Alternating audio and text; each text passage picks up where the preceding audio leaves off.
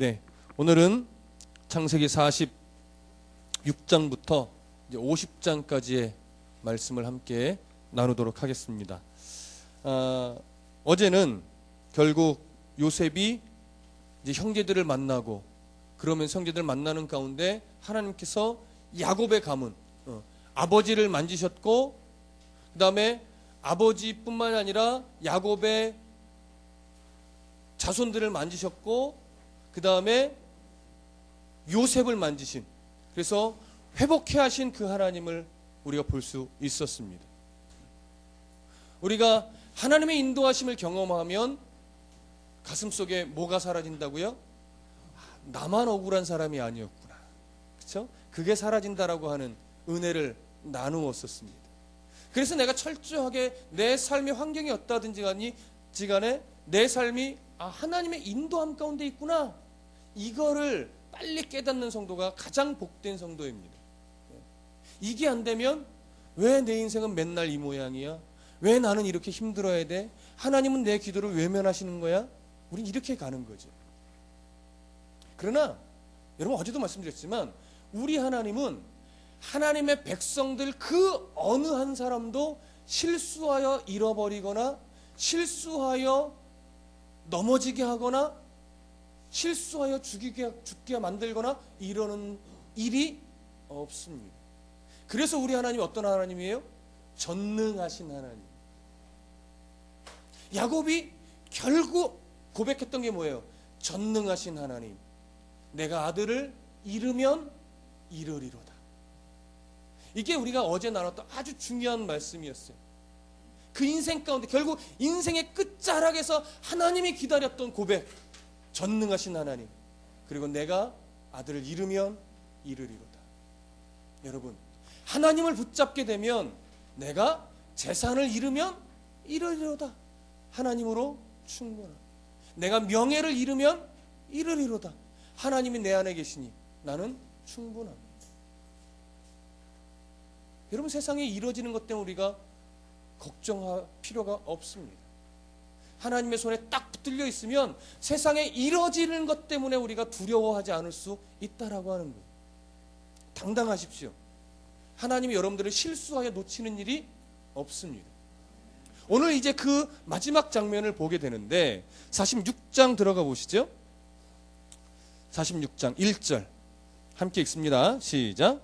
이스라엘이 모든 소유를 이끌고 떠나 브엘세바에 이르러 그의 아버지 이삭의 하나님께 희생제사를 드리니. 자, 지금 1절이 야곱의 모든 식구들이 그의 모든 재산을 가지고 어디를 향하여 가고 있는 중이에요? 요셉이 있는 애굽 땅에 가고 있는 중이에요.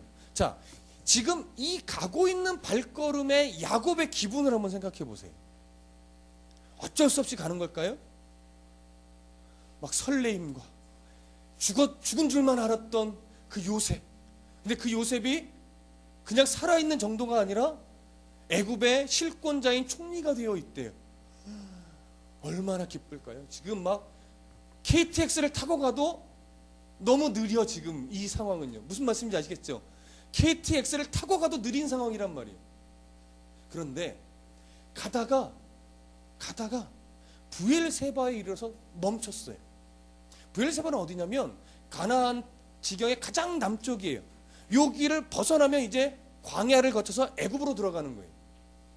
근데 그 가나안 지경을 벗어나기 전 브엘세바에 야곱이 딱 멈췄어요. 그리고 여기서 보니까 이삭의 하나님, 아버지 하나님이죠. 아버지 하나님께 뭐 하고 있어요? 희생제사를 드리고 있어요. 희생제사는 번제입니다. 화제예요. 모든 걸 다 태워서 드리는 제사예요. 이 제사에는요, 번제는 특별히 내 힘으로 해결할 수 없는 하나님께 정말 간곡함이 있을 때 드리는 거예요. 속죄와도 관련이 돼 있는데, 왜 지금 한시가 급한데 야곱이 여기서 딱 멈춰서 희생제사를 드릴까요? 희생제사는요, 10분, 20분, 1시간, 2시간 이렇게 해서 끝나는 제사가 아니에요. 소 한 마리를 다 태워서 드린단 말이에요. 각을 뜨고 피를 내고 단을 만들어 얹어놓고 다 태워야 남기는 것이 없어요. 소 한 마리 다 타는데 얼마나 걸릴까요? 물론 양일 수도 있어요. 물론 염소일 수도 있어요. 그래도 돼지 한 마리를 태우더라도요, 그거 몇 시간 해결되지 않습니다. 아시죠? 근데 지금 이 KTX를 타도 느려 죽겠는 이 시간에 딱 멈춰서 왜 희생자를 드릴까요? 이 힌트를 보실까요? 2절부터 4절까지 함께 읽어봅니다. 시작. 그 밤에 하나님이 이상 중에 이스라엘에게 나타나 이르시되 야곱아 야곱아 하시는지라. 야곱이 이르되 내가 여기 있나이다 하매 하나님이 이르시되 나는 하나님이라 네 아버지의 하나님이니 애굽으로 내려가기를 두려워하지 말라. 내가 거기서 너로 큰 민족을 이루게 하리라. 내가 너와 함께 애굽으로 내려가겠고 반드시 너를 인도하여 다시 올라올 것이며 요셉이 그의 손으로 내 눈을 감기리라 하셨더라. 멈춰서 희생제사를 드리는 것뿐만이 아니라 못 떠나고 지금 밤을 보내고 있어요. 그 밤에 하나님이 나타나셔서 뭐라고 하세요? 야곱아 두려워하지 마라. 뭘 두려워하고 있을까요? 야곱이 지금 한시가 급해요. 죽었다가 살아난 가장 사랑했던 요셉을 만나러 가는 길이에요. 근데 못 떠나고 제사를 드리고 그 밤을 보내고 있어요. 왜요? 뭐가 두려워서? 여러분 눈빛을 보니까 전혀 감을 못 잡으시는 눈빛인데요.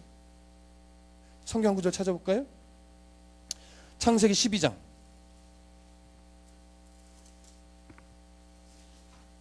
창세기 12장입니다.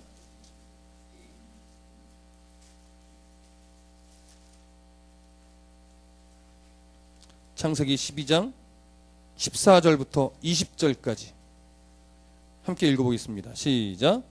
아브라함이 애굽에 이르렀을 때에 애굽 사람들이 그 여인이 심히 아리따움을 보았고 바로의 고관들도 그를 보고 바로 앞에서 칭찬함으로 그 여인을 바로의 궁으로 이끌어 들인지라. 이에 바로가 그로 말미암아 아브라함을 후대함으로 아브라함이 양과 소와 노비와 암수 나귀와 낙타를 얻었더라. 여호와께서 아브라함의 아내 사레의 일로 바로와 그 집에 큰 재앙을 내리신지라. 바로가 아브라함을 불러서 이르되 네가 어찌하여 나에게 이렇게 행하였느냐? 네가 어찌하여 그를 네 아내라고 내게 말하지 아니하였느냐? 네가 어찌 그를 누이라 하여 내가 그를 데려다가 아내를 삼게 하였느냐?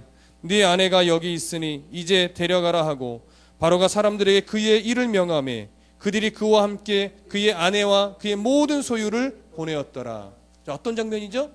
아브라함이 하나님 떠나지 말라고 했던 가나안 지경을 떠나 기근 때문에 먹고 사는 게 염려가 되어 애굽으로 내려갔단 말이에요. 그때 사례를 누이라고 속였다가 큰 봉변을 당할 뻔했죠. 그의 신앙이 아직 초보 수준이라 아브라함에게 하나님이 책망하지 않고 바로를 책망했기 때문에 이게 넘어간 일이지 하나님이 원하지 않는 내려감이었단 말이에요. 또 어떤 일이 있었죠? 창세기 26장 한번 가보시죠. 26장 2절. 창세기 26장 2절. 자, 함께 읽어봅니다. 시작. 여호와께서 이삭에게 나타나 이르시되 애굽으로 내려가지 말고 내가 네게 지시하는 땅에 거주하라. 야곱이 이 선조들에게 선조에게 아버지에게 있었던 이 사건을 모를까요? 충분히 알죠. 그런데 지금 요셉을 만나러 부지런히 달려가는데 그 브엘세바 그 가나안 땅 지경을 넘어가는 코앞에서 뭐가 생각나요? 할아버지 아브라함에게 일어났던 일, 아버지 이삭에게 했던 하나님의 말씀, 그게 딱 떠오르면서 아니다, 내가 함부로 갈 수 없다, 하나님의 뜻을 물어야 되겠다. 그래서 어떻게 해요? 번제를 드립니다. 이 두려움, 여러분 정말 멋진 두려움 아닙니까? 오늘날 이 두려움이 많이 사라졌어요. 한국 교회에, 목회자들 안에, 성도의 가슴속에 하나님 앞에 이런 두려움이 있어야 돼요. 내가 가야 할 곳인가? 내가 붙잡아야 할 것인가? 내가 취해야 할 것인가? 하나님께 묻는 이게 사라졌어요. 물론 야곱은요 100년이 넘게 걸렸어요. 이런 신앙의 수준이 되는데 100살이 넘은 때잖아요. 이제서야 뭐예요? 육정에 끌려 달려가는 그 마음을 끊고 하나님의 뜻이 무엇입니까? 하나님, 내가 지금 하나님이 우리 선조에게 가지 말라 하셨던 애굽 땅으로 아들을 보러 가야 하는데 하나님의 뜻이 없으시면 제가 갈 수 없습니다 라고 무엇을 먼저 묻는 신앙이 됐어요? 하나님의 뜻을 묻는 신앙이 됐어요. 어떻게 이럴 수 있었을까요? 대기근으로 인해서 베냐민을 정말 억지로 하나님이 기근에 기근을 더하시는 바람에 베냐민을 애굽 땅에 돌려 보냈다가 오는 이 과정, 가슴이 찢어지는 그 과정들을 거치니까 비로소 전능하신 하나님을 찾고 내가 아들을 잃으면 잃으리로다, 이 고백을 하나님이 끝끝내 받아내신 후에 야곱의 신앙이 이 정도 수준까지 지금 어떻게 해요? 올라서 있는 거예요. 여러분, 제가 이런 멋진 두려움을 일평생 갖는 목사가 되게 해달라고 좀 기도해 주십시오. 저는 여러분들에게 이런 두려움의 소유자가 되기를 저도 기도할 것입니다. 하나님을 두려워하지 않는 그 순간 우리는 죽어가고 있는 겁니다. 교회가 하나님을 두려워하지 않고 하나님의 뜻을 묻는 것이 사라지는 순간 교회는 더 이상 교회가 아닙니다.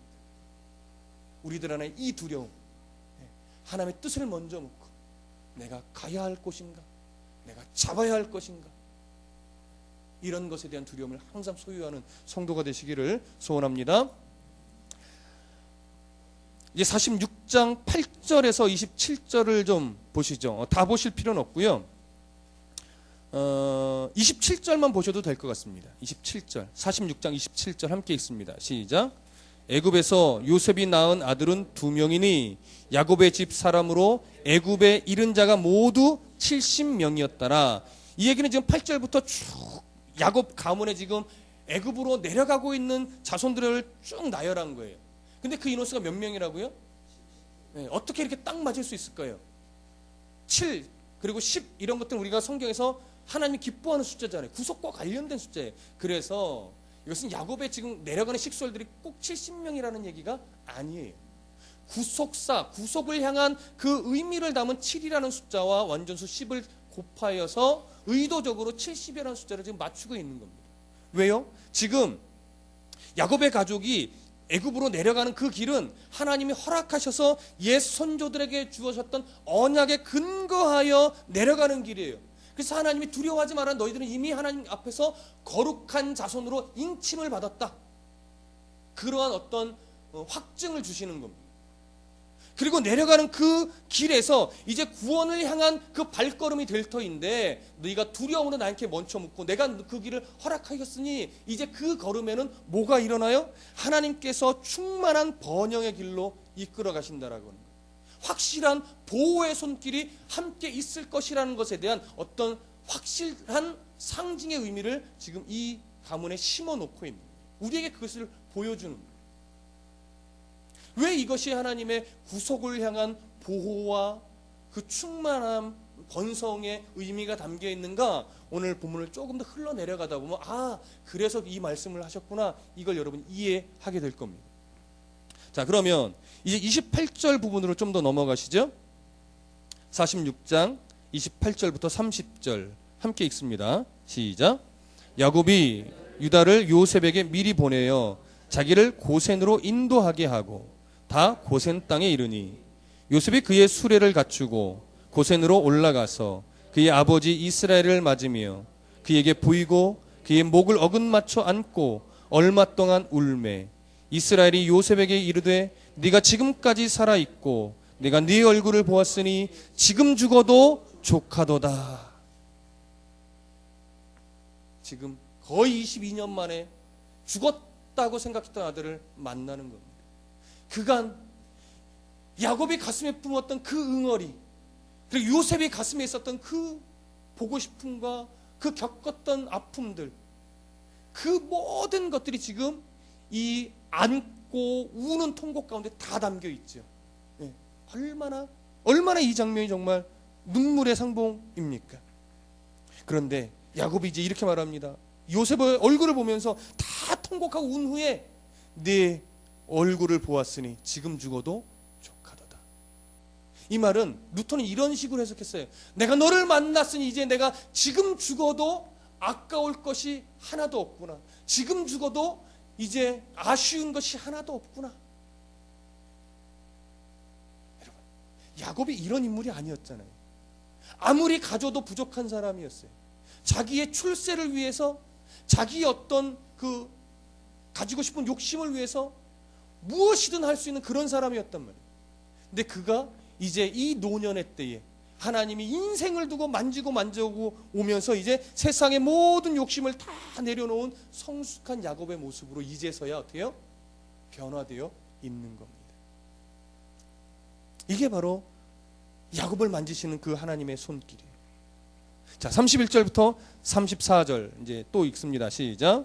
요셉이 그의 형들과 아버지의 가족들에게 이르되 내가 올라가서 바로에게 아뢰어 이르기를 가나안 땅에 있던 내 형들과 내 아버지의 가족이 내게로 왔는데 그들은 목자들이라 목축하는 사람들이므로 그들의 양과 소와 모든 소유를 이끌고 왔나이다 하리니 바로가 당신들을 불러서 너희의 직업이 무엇이냐 묻거든 당신들은 이르기를 주의 종들은 어렸을 때부터 지금까지 목축하는 자들이온데 우리와 우리 선조가 다 그러하니이다 하소서. 애굽 사람은 다 목축을 가증히 여기나니 당신들이 고센 땅에 살게 되리이다. 자, 여기 보시면 요셉이 하나의 어떤 그 지혜를 내놓는데 그게 뭐냐면 바로를 만나면 직업이 뭐냐고 물을 텐데 꼭 목축이라고 하십시오. 그러면 애굽 사람들은 목축하는 사람들을 가증히 좀 부정하게 여기기 때문에 애굽 주류 사회와 가까이 이끌지 않고 애굽 주류 사회에서 좀 북동쪽으로 멀리 떨어져 있는 아직 개간되지 않고 다듬어지지 않은 고센이라는 땅에서 살도록 바로가 허락할 겁니다. 그러니 꼭 목축업을 조상 때부터 해왔고 지금도 목축을 하고 있다고 이야기하십시오. 이렇게 지혜를 주는 거예요. 그러면 여러분 왜 요셉이 야곱에게 그리고 형제들에게 왜 목축이라고 하면서 고센 땅에 살도록 지혜를 내놓았을까요? 이게 굉장히 중요한 겁니다. 만약에 지금 이스라엘 백성들은요 민족을 이룰 만한 수준의 어떤 단계가 현재 되어 있습니까? 아직은 아니에요. 그렇죠? 민족이 될 만큼의 번성함을 지금 충만한 번성을 이루어야 되는 시기예요. 그런데 아직 그 민족을 이룰 수 있을 만큼의 번성에 이르지 않은 상태에서 애굽 지경에 가까이 아니면 애굽 주류 사회로 들어가 버리면 이스라엘의 순수한 정체성, 유일신 사상, 이 하나님을 향한 바른 신앙이 온전하게 지켜질 수 있을까요? 아니요. 애굽에 동화될 거예요. 애굽화돼 버릴 거예요. 그래서 이스라엘은 어느 순간 점점점 사라지고 그냥 애굽인만 남을 거예요. 또한 그뿐만 아니라 애굽의 주류 사람들이 그 이스라엘 백성들을 견제할까요? 안 할까요? 견제하죠. 그러니 거기서 또 이 정치적인 문제로 인하여 죽고 사는 피비린내가 또 나게 될 수도 있습니다. 근데 만약에 애굽이 아니라 가나안 지경에서 이스라엘이 막 번성했다면 여러분 어떤 일이 벌어질 것 같습니까? 애굽의 원주민들이 그 가나안 땅을 원래 있던 그 사람들이 가만히 있을까요? 아니요, 가만히 안 있죠. 여러분 우리가 앞에서 그 얘기를 나눴어요. 첫 시간에 에서와 야곱이 그 땅의 풍요로 인하여 갈라졌어요. 근데 누가 먼저 떠나갔어요? 에서가 떠나갔죠. 그 떠나간 이유가 풍요로움으로 인해서인데 그 풍요로움이요 아브라함과 롯처럼 목초지가 부족해서 떠나간 게 아니에요. 가나안 땅에 어디 목초지가 부족해요? 학자들은 주로 어떤 견해를 주로 밝히냐면 그들이 풍요로워지고 강성해지니까 자꾸 이웃 원주민들이 가나안에 원래 있던 족속들이 자꾸 푸시하고 경계하고 공격하고 뺏어가고 이런 일들이 있어 거기서 아주 못 살게 구는 거예요. 그래서 에이 이놈의 땅 내가 여기서 살 필요가 뭐 있냐 하면서 자기들이 살기 더 좋고 안전한 땅으로 어떻게 해요? 먼저 가버린 거예요. 저는 그 견해에 동의를 합니다. 그러니까 아브라함이 야곱이 그냥 가나안 땅에서 계속 번성해서 막 늘어가면 그 주변 족속들이 가만히 있지 않을 거라고요. 그러니까 지금 고센 땅이라고 하는 것은 애굽 주류 사회와 섞이지 않을 수 있고 그들의 문화에 동화되지 않을 수 있고 그들의 견제도 받지 않으면서도 다른 외부의 적들의 공격에 보호받을 수 있는 그런 아주 최적의 장소인 거예요. 그러니까 민족을 이루기까지 보호받으며 성장할 수 있는 적진인 거죠. 적진 안에서 보호를 받으며 그들 모르게 이미 점차 어떻게 돼요? 430년 동안 민족을 이룰 수 있는 수준으로 번성하는 거예요. 이게 하나님의 지혜인 거죠. 무슨 말씀인지 아시겠습니까? 그 지혜를 요셉에게 준 거예요. 그래서 요셉이 그 정도까지는 이해하지 못했겠죠. 그러나 야곱 가문의 순수성을 지키는 데는 거기가 최적의 장소다. 이건 분명히 생각했을 겁니다. 그래서 그런 지혜를 내놓은 거예요. 자, 이제 47장으로 넘어가 보시죠. 1절부터 6절까지 함께 읽습니다. 시작. 요셉이 바로에게 가서 고하여 이르되 내 아버지와 내 형들과 그들의 양과 소와 모든 소유가 가나안 땅에서 와서 고센 땅에 있나이다 하고 그의 형들 중 5명을 택하여 바로에게 보이니 바로가 요셉의 형들에게 묻되 너희 생업이 무엇이냐? 그들이 바로에게 대답하되 종들은 목자이온데 우리와 선조가 다 그러하니이다 하고 그들이 또 바로에게 고하되 가나안 땅에 기근이 심하여 종들의 양떼를 칠 곳이 없기로 종들이 이곳에 거류하고자 왔사오니 원하건대 종들로 고센 땅에 살게 하소서. 바로가 요셉에게 말하여 이르되 네 아버지와 형들이 내게 왔은즉 애굽 땅이 네 앞에 있으니 땅의 좋은 곳에 네 아버지와 내 형들이 거주하게 하되 그들이 고센 땅에 거주하고 그들 중에 능력 있는 자가 있거든 그들로 내 가축을 관리하게 하라. 자, 여기 보시면 요셉이 형들 중에 5명을 선택하여 바로에게 인사하게 했어요. 자, 여기서 질문 하나 드릴게요. 형제들 중에 11명이 있잖아요. 그렇죠? 말하자면 보기에 뛰어나게 보이는 사람 5명을 선택했을까요? 최대한 어리숙해 보이는 사람 5명을 선택했을까요? 어리숙한 사람? 똑똑한 사람? 네. 어리숙한 사람, 어리숙하게 최대한 어눌하게 보이는 형제 5명을 뽑은 겁니다. 왜요? 약자의 겸손을 보이는 거예요. 그래야 바로가 견제하지 않고 그래 고센 땅에서 살아라 이렇게 되는 거죠. 약자의 겸손을 보이는 거예요. 그러고 나서 요셉은 형제들이 먼저 바로를 대면한 후에 아버지 야곱을 그 다음에 만나게 해요. 자, 여기서 하나만 더 생각해 보시죠. 왜 요셉이 보통은 어른을 먼저 소개하고 인사하는 거잖아요. 우리 일반적인 보통 에티켓에 보면. 근데 그렇게 하지 않고 형들을 먼저 정식으로 소개해서 인사하게 하고 그 다음에 아버지 야곱을 만나게 했어요. 왜 순서를 그렇게 뒤바꿨을까요? 이것은요, 아버지 야곱이 바로에게 아쉬운 소리를 하지 않게 하기 위함입니다. 그래서 지금은 상징적으로나마 어떤 대면이 되냐면 애굽의 왕 바로와 이스라엘의 왕 야곱이 대면하는, 실제로는 아직 왕은 아니지만 그런 식의 지금 상징적인 어떤 그림이 되는 거예요. 민족 대 민족으로 만나고 있는 거예요. 근데 여기서 이제 아주 놀라운 일이 하나 벌어져요. 7절부터 12절까지 읽겠습니다. 시작. 요셉이 자기 아버지 야곱을 인도하여 바로 앞에 서게 하니 야곱이 바로에게 축복하매 바로가 야곱에게 묻되 네 나이가 얼마냐? 야곱이 바로에게 아뢰되 내 나그네 길의 세월이 130년이다. 내 나이가 얼마 못 되니 우리 조상의 나그네 길의 연조에 미치지 못하나 험악한 세월을 보내었나이다 하고 야곱이 바로에게 축복하고 그 앞에서 나오니라. 요셉이 바로의 명령대로 그의 아버지와 그의 형들에게 거주할 곳을 주되 애굽의 좋은 땅 라암셋을 그들에게 주어 소유로 삼게 하고 또 그의 아버지와 그의 형들과 그의 아버지의 온 집에 그 식구를 따라 먹을 것을 주어 봉양하였더라. 자, 지금 읽은 7절부터 이 12절의 내용 중에 이게 말이 돼? 하는 상황이 지금 보이십니까? 뭐죠? 그쵸? 야곱은 어쨌든 따지고 뭐 액면 그대로 보면 야곱은 기근을 피해 너무 배고파서 식객으로 온 그냥 일개 족속의 족장일 뿐이에요. 그런데 바로는요, 가장 당시 세계 최고의 그 주권을 갖고 있는, 힘을 갖고 있는 한 나라의 왕이에요. 그런데 그럼 누가 높은 자예요? 바로가 당연히 높은 자죠. 근데 바로의 머리에 야곱이 손을 얹고 축복을 해주고 있어요.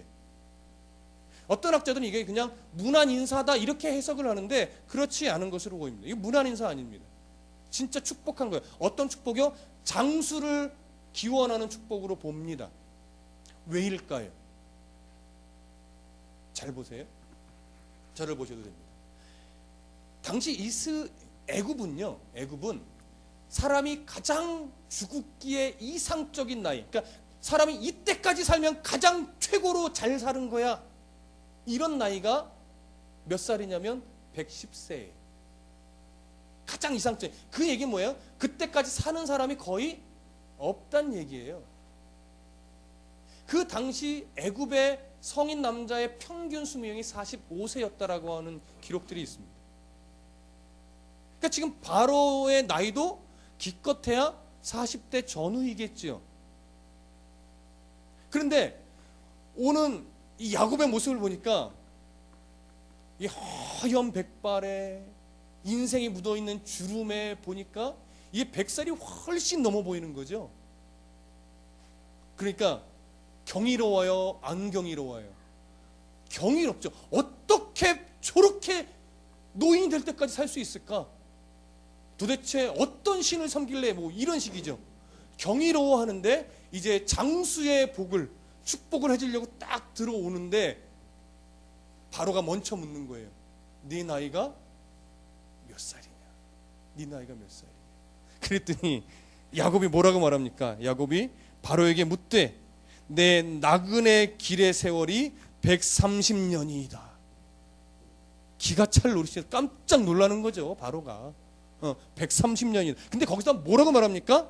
내 나이가 얼마 못 되니 우리 조상의 나그네 길의 연조에 미치지 못하나. 조부 아브라함은 몇 세에 죽으셨습니까? 아니, 돌아가셨습니까? 175세를 향유했지. 아버지 이삭은요 180세를 향유하고 죽었습니다. 진짜 그 연수에 비하면 지금 야곱은 비할 바가 안 되죠. 아직 130년밖에 못 살았습니다. 평균 수명 45세인 사람 앞에서. 그러니 이 바로가 지금 깜짝 놀라는 거예요. 그래서 야곱이 바로에게 장수의 축복을 딱 해주고 바로는 기꺼이 그 축복을 받습니다. 그러고 나서 그 복이 얼마나 감사했는지, 싫었다, 뭐 기분 나빴다 이런 뉘앙스가 성경에 전혀 없어요. 11절에 뭐라고 말합니까? 요셉이 바로의 명령대로 그의 아버지와 그의 형들에게 거주할 곳을 주되 애굽의 좋은 땅 라암셋을 그들에게 주어 소유로 삼게 하고. 갑자기 왜 고센 땅 얘기다가 라암셋이 나오느냐? 라암셋은 고센 땅 안에 있는 애굽의 어떤 국고성 같은 성이 지어진 곳이에요. 그러니까 그 성을 준 거죠. 그 땅과 함께. 성에서 살아야 또 보호도 받겠죠. 자, 그러면서 지금 야곱은 무슨 역할을 하고 있느냐? 축복의 통로 역할을 감당하고 있는 거예요. 하나님이 이전에 뭐라고 말했습니까? 너를 저주하는 자는 내가 저주하고 너를 축복하는 자는 내가 축복할 것이다. 야곱이 축복하면 그 축복해준 사람에게 하나님이 너로 인하여 복을 주겠다라고 하는 거예요. 당시 최고의 권력가 바로를 야곱이 가서 딱 축복을 해주는 겁니다. 외적으로 보면 분명히 야곱이 큰 사람이 아니에요. 바로가 큰 사람이에요. 그러나 하나님의 시각으로 보면 누가 큰 사람이에요? 네, 야곱이 큰 사람이에요. 그거 보실 수 있어야 돼요. 세상에 우리들보다 잘 나가고, 세상에 우리들보다 가진 것 많고, 세상에 우리들보다 더 위에 서서 우리를 힘들게 주눅들게 만드는 사람도 많이 있습니다. 그러나 여러분, 세상의 시각으로 자꾸 나를 바라보면 위축될 수밖에 없어요. 하나님의 시선으로 나를 보십시오. 하나님의 시선으로 지체를 보십시오. 하나님의 시선으로 아내를 바라보시고 좀 남편을 바라봐 보세요. 하나님이 어떻게 붙잡고 사용해 가실지 우리 알 수 없어요. 큰 자예요. 높은 자예요. 하나님이 포기하지 않고 끝까지 붙들어 세우실 사람이에요. 귀하게 여기십시오. 존귀하게 대하십시오. 그리고 늘 축복하십시오. 그러셔야 됩니다. 자녀를 그렇게 축복하십시오. 맨날 시험 공부 안 한다고 쪼지만 말고 인정해주고 사랑해주고 우리 안에 그런 자세, 그리스도인다운 자세가 정말 필요할 것입니다. 자, 이제 13절 한번 보십시오. 13절, 14절만 좀 읽을게요. 13절, 14절 시작. 기근이 더욱 심하여 사방에 먹을 것이 없고 애굽 땅과 가나안 땅이 기근으로 황폐하니 요셉이 곡식을 팔아 애굽 땅과 가나안 땅에 있는 돈을 모두 거두어 드리고 그 돈을 바로의 궁으로 가져가니. 요셉이 이제 계속해서 나라를 다스립니다. 그러면서 지금 나라의 어떤 곡식들을 잘 활용을 해서 계속해서 애굽 사람들이 어떻게 해요? 먹고 살 수 있도록 해요. 그래서 그들이 나라에서 걷어들이고 모아놓은 이것들을 다 돈으로 사서 먹고 살아갑니다. 그러니까 그렇게 모여들인 돈을 요셉이 자기가 착복하지 않고 정직하게 바로에게 다 갖다 드리고 있는 거예요. 어느 지경까지 갔느냐? 19절 함께 보시죠. 시작. 우리가 어찌 우리 토지와 함께 주의 목전에 죽으리이까?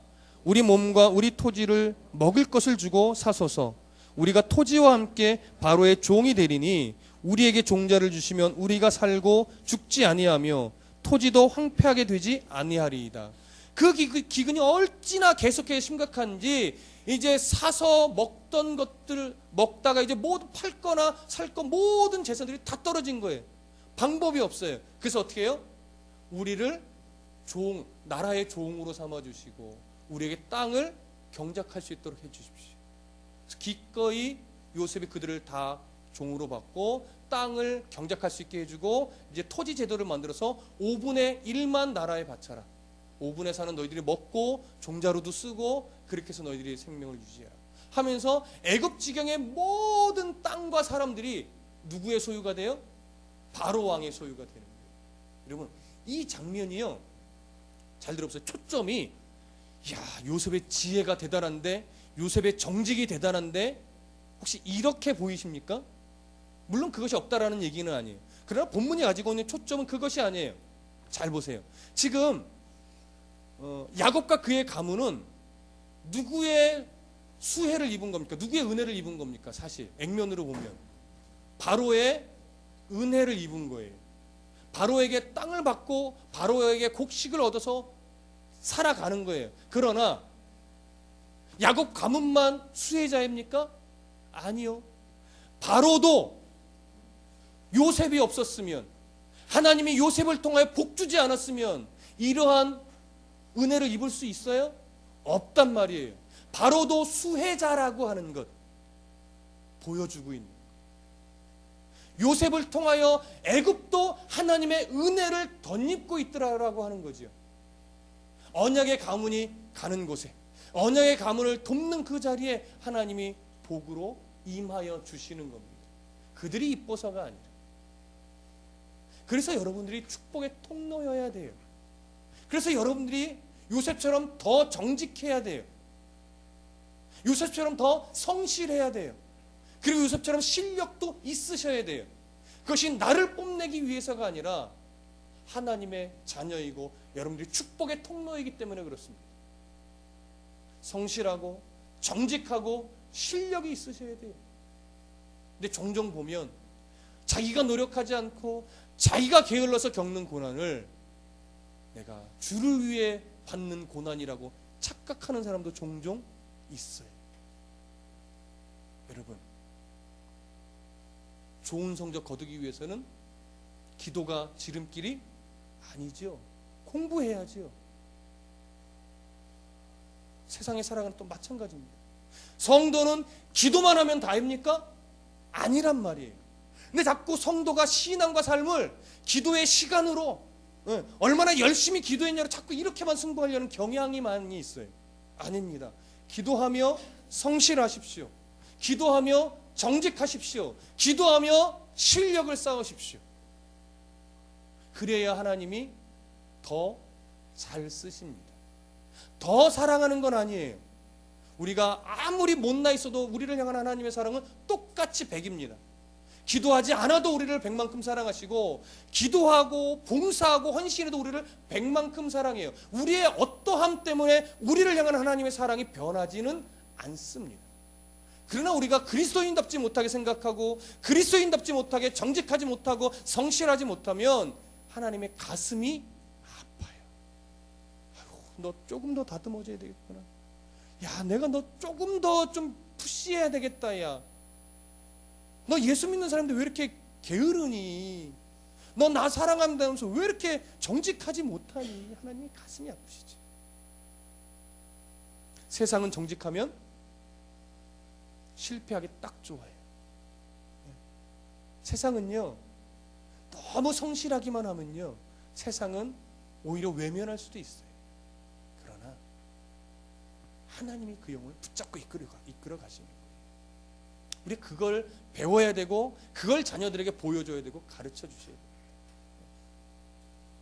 그리스도인답게 정직과 성실한, 그래서 우리를 통하여 세상이 복을 받을 수 있는 축복의 통로 역할을 잘 감당하실 수 있도록, 물질뿐만이 아니라 우리를 통하여 생명이 나눠질 수 있는 그 축복의 통로가 되셔야 할 것입니다. 자, 이제 47장 27절부터 31절까지를 함께 읽겠습니다. 시작. 이스라엘 족속이 애굽 고센 땅에 거주하며 거기서 생업을 얻어 생육하고 번성하였더라. 야곱이 애굽 땅에 17년을 거주하였으니 그의 나이가 147세라. 이스라엘이 죽을 날이 가까우매 그의 아들 요셉을 불러 그에게 이르되, 이제 내가 네게 은혜를 입었거든 청하노니 네 손을 내 허벅지 아래 놓고 인애와 성실함으로 내게 행하여 애굽에 나를 장사하지 아니하도록 하라. 내가 조상들과 함께 눕거든 너는 나를 애굽에서 메어다가 조상의 묘지에 장사하라. 요셉이 이르되 내가 아버지의 말씀대로 행하리이다. 야곱이 또 이르되 내게 맹세하라 하매 그가 맹세하니 이스라엘이 침상 머리에서 하나님께 경배하니라. 이제 야곱이 스스로가 내가 이제 좀 죽을 날이 가까우는구나, 이걸 이제 느꼈습니다. 그래서 요셉을 불러다가 자기 허벅지 밑에, 좀 더 원문에 가깝게 정확하게 말씀드리면 생식기의 손을 얹게 한 거예요. 이 생식기의 손을 얹는다라고 하는 것은 뭐냐면 아주 중요한 맹세일 때, 그때 생식기의 손을 얹고 맹세를 하게 시킵니다. 언제도 그랬죠? 아브라함이 이삭의 아내 맞나요? 갑자기 헷갈려요. 이삭이 야곱의 아내인가요? 아니, 이삭이 아내 찾을 때 맞죠? 그때도 이렇게 맹세를 시켰어요. 사원은 굉장히 중요한 맹세를 할 때입니다. 근데 그 내용이 뭐예요? 나를 이 애굽 땅에 장사 지내지 말고 가나안 땅에 선조들이 있는 그곳에서 장사시켜. 왜요? 애굽 땅은 거주할 곳이 아니라 거류할 곳이기 때문에 영원한 거처가 잠시 머무는 곳이에요. 그래서 그는 약속의 땅에 묻히기를 원했던 겁니다. 이 땅의 풍요는요, 우리들이 정작 소유해야 될 것이 아니에요. 그래서 우리의 소망은 여기에 있지 않고 하나님 나라에 있어요. 그러니까 우리는 이 땅의 풍요에 머리를 묻지 말고 하나님 나라의 머리를 묻는 그런 성도가 되셔야 하는 겁니다. 이제 48장으로 넘어가야 되는데 여기서 이제 아주 중요한 일들이 나요. 여기 좀 정신을 좀 똑바로 차리셔야 됩니다. 죽음이 임박해 있는 야곱은요, 이제 뭘 해야 되냐면 야곱 가문의 어떤 족장으로서 자식들에게 이제 계시적인 축복을 해야 돼요. 마지막 축복을 하나들 축복을 해줘야 되는 그런 상황에 놓여 있습니다. 근데 그런 마지막 축복을 하기 전에 먼저 야곱이 중요한 일을 하나 하는데, 그것을 오늘 잠깐 먼저 볼 겁니다. 48장 1절부터 4절까지 함께 읽겠습니다. 시작. 이 일 후에 어떤 사람이 요셉에게 말하기를 네 아버지가 병들었다 하므로 그가 곧 두 아들 므낫세와 에브라임과 함께 이르니 어떤 사람이 야곱에게 말하되 네 아들 요셉이 내게 왔다 하매 이스라엘이 힘을 내어 침상에 앉아 요셉에게 이르되 이전에 가나안 땅 루스에서 전능하신 하나님이 내게 나타나사 복을 주시며 내게 이르되 내가 너로 생육하고 번성하게 하여 내게서 많은 백성이 나게 하고 내가 이 땅을 네 후손에게 주어 영원한 소유가 되게 하리라 하셨느니라. 자, 약속의 땅에 대한 언급을 하시는 거예요. 너로 번성케 하고 약속의 땅을 주겠다 하시는데 여기에 순서가 정해져 있어요. 지금 먼저 뭐가 이루어져야 되죠? 4절에 보면 너로 생육하고 번성하게 하여 내게서 많은 백성이 나게 하고, 그렇죠? 이것이 먼저 이루어져야 되는 거예요. 그 다음에 무엇이 주어져요? 약속의 땅이 그들의 후손에게 주어지는 거예요. 그러니까 지금 아직 뭐가 안 이루어진 상태예요? 생육하고 번성하여 많은 백성이 나게 되는 여기 단계에 아직 들어서지 않았어요. 그 단계는 언제 이루어지는 거예요? 고센 땅에서 앞으로 살면서 우리가 알고 있는 역사적 사실로는 430년간 거기서 살면서 어느 시점부터 종살이 했는지 모르겠지만 종살이하는 과정까지 합쳐서 어떻게 돼요? 이제 민족을 이룰 수 있는 번성함이 그때 이루어지는 거예요. 그리고 나서 모세를 통하여 출애굽한 이후에 여호수아를 통해서 가나안 땅의 주력 부대들을 없애며 사사기를 통하여 이제 정복 전쟁을 구체적으로 해나가는, 그때 비로소 뭐가 이루어지는 거예요? 이 뒤에 있는 내가 이 땅을 내 후손에게 주어 영원한 소유가 되게 하리라, 이것이 이루어지는 거예요. 그러니까 야곱은요 지금 이러한 하나님의 약속, 구속사적인 이 언약을 지향하면서 이제 그 다음 내용을 진행시키는 거예요. 그것을 준비하면서 하나님이 이루실 일에 대한 것을 준비하면서. 자, 그 내용이 뭐냐? 5절과 6절 함께 읽으시죠. 시작. 내가 애굽으로 와서 네게 이르기 전에 애굽에서 네가 낳은 두 아들 에브라임과 므낫세는 내 것이라. 르벤과 시므온처럼 내 것이 될 것이요 이들 후에 네 소생은 네 것이 될 것이며 그들의 유산은 그들의 형의 이름으로 함께 받으리라. 자, 5절과 6절이 지금 야곱이 뭘 하겠다는 이야기로 보이십니까? 등장인물은 이거예요. 야곱, 그 다음에 요셉의 두 아들 므낫세와 에브라임, 할아버지, 아버지, 손주, 아들. 근데 지금 할아버지인 야곱이 요셉에게 뭘 요구하고 있어요? 네 두 아들을 내가 입양하겠다 이거예요. 네 두 아들을 입양해서 내 아들들로 내가 삼고 이제 이후부터 태어나는 아들이 이제 네 거다. 이게 좀 말이 안 되는 거예요. 그러면 이게 족보가 이상해져요. 므낫세와 에브라임은 이제 누구와 동격이 돼요? 르벤, 시므온, 레위, 유다, 여기와 동격이 돼요. 그럼 요셉은 누구와 동격이 되는 거예요? 아들과 동격이 된다고 말할 수도 있고, 어떻게 보면 아버지 야곱과 동격이 된다고도 말할 수 있고, 이게 참 애매모호해지는 거예요. 그런데 지금 야곱은 요셉의 두 아들을 자기 아들 삼겠다고 해요. 근데 이거는요 양육권까지 뺏어오겠다라고 하는 것은 아니고요, 이것은 법적으로 상속자의 지위로만 아들의 위치에 세워놓겠다라고 하는, 양육권은 그대로 두는 거예요. 이것이 뭘 의미하느냐? 조금 이따가 나오는 내용이지만 르벤이나 시므온이나 레위는 장자권을 사실 박탈당해요. 그래서 영적인 장자권은 누구에게 주어져요? 유다에게 주어져요. 그래서 구속사적으로 예수 그리스도의 조상이 되죠. 그래서 통치권이 주어지죠. 근데 육적인 장자권은 누구에게 주어집니까? 요셉에게 주어져요. 그러면 장자에게 주어지는 유산의 몫은 다른 형제들보다 몇 배를 받죠? 2몫을 받는 거예요. 그러면 나중에 땅을 분배받을 때, 여러분 한번 성경을 좀 많이 읽으시면 기억 더듬어 보세요. 요셉 지파라는 이름으로 분배를 받습니까? 므낫세와 에브라임이라는 지파의 이름으로 분배를 받습니까? 그렇죠. 그래서 이렇게 표현되는 거예요. 므낫세 반지파, 에브라임 반지파. 요셉 지파라고도 하고 므낫세 반지파와 에브라임 반지파가 합쳐져서 불러지기도 하는 거예요.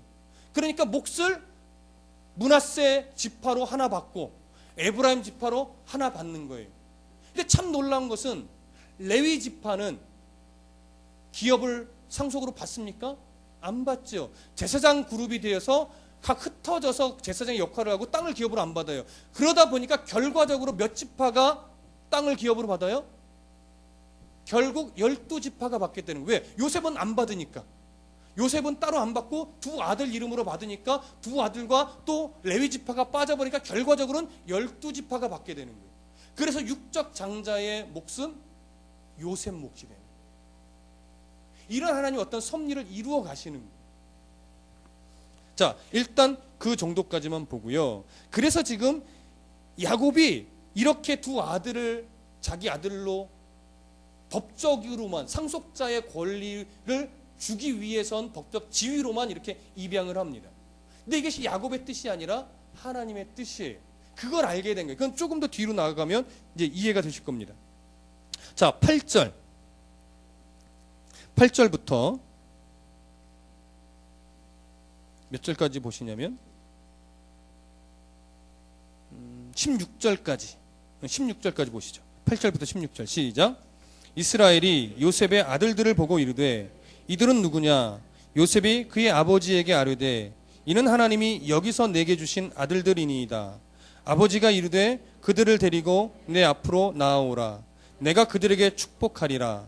이스라엘의 눈이 나로 말미암아 어두워서 보지 못하더라.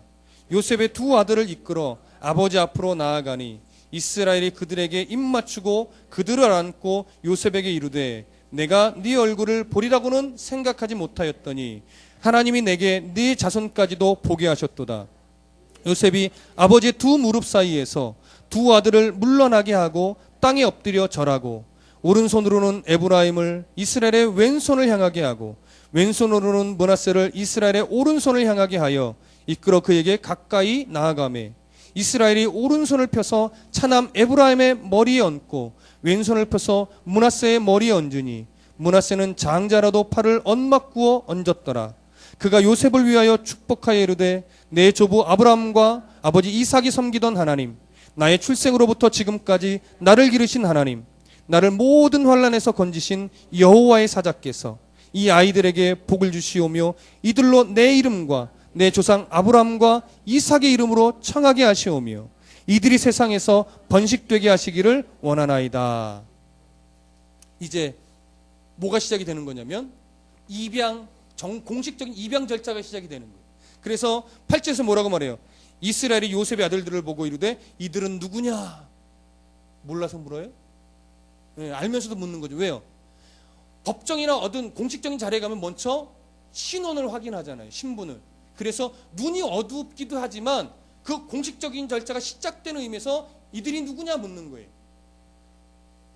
그리고 요셉이 그의 아버지가 이르되 이는 하나님이 여기서 내게 주신 아들들이다. 그러면서 아버지가 이르되 그들을 데리고 내 앞으로 나오라. 내가 그들을 축복하리라. 그러면서 그들을 앞으로 나오게 할 때 끌어안고 입을 맞춥니다. 이것은 이 입을 맞추는 행위는 뭐냐면 이제 진짜 내 아들이다라고 공식적으로 선포하고 확인하는 작업이. 그러고 나서 12절에 보면 요셉이 아버지의 두 무릎 사이에서 두 아들을 물러나게 하고 땅에 엎드려 절하고 이제 공식적으로 확인을 받고 일어나서 절하면서 이 입양 절차가 공식적으로 끝난 거예요. 그러니 이제 법적으로 이 두 므낫세와 에브라임은 누구의 아들이 된 거예요? 야곱의 아들이 된 거예요. 그래서 이제 아들의 자격으로 야곱이 축복을 하는 겁니다. 근데 이 축복하는 장면이 조금 웃겨요. 지금 요셉의 아들 중에 장자가 누구예요? 므낫세. 차남은 에브라임. 그래서 야곱의 오른손 앞에 므낫세를 가까이 밀어넣습니다. 장자니까. 그래서 야곱의 오른손이 므낫세의 머리 위에 얹어져서 장자로서의 복을 누릴 수 있도록. 그리고 야곱의 왼손 앞으로 에브라임을 가까이 밀어넣은 거예요. 그랬더니 야곱이 두 손으로 이렇게 축복을 해야 되는데 어떻게 해요? 엇바꿔 바꿨어요. 그래서 축복을 하는데 요셉이 딱 보니까 자기의 의도와 달라진 거예요. 당연히 장자가 므낫세인데 야곱은 에브라임의 머리 위에, 찬한 머리 위에 오른손을 얹은 거예요. 자, 그래서 어떻게 하느냐? 17절 18절 함께 읽습니다. 시작. 요셉이 그의 아버지가 오른손을 에브라임의 머리에 얹은 것을 보고 기뻐하지 아니하여 아버지의 손을 들어 에브라임의 머리에서 므낫세의 머리로 옮기고자 하여 그의 아버지에게 이르되 아버지여 그리마옵소서 이는 장자이니 오른손을 그의 머리에 얹으소서 하였으나 그때 야곱의 반응은요. 19절 함께 읽습니다. 시작. 그의 아버지가 허락하지 아니하여 이르되 나도 한다 내 아들아 나도 한다.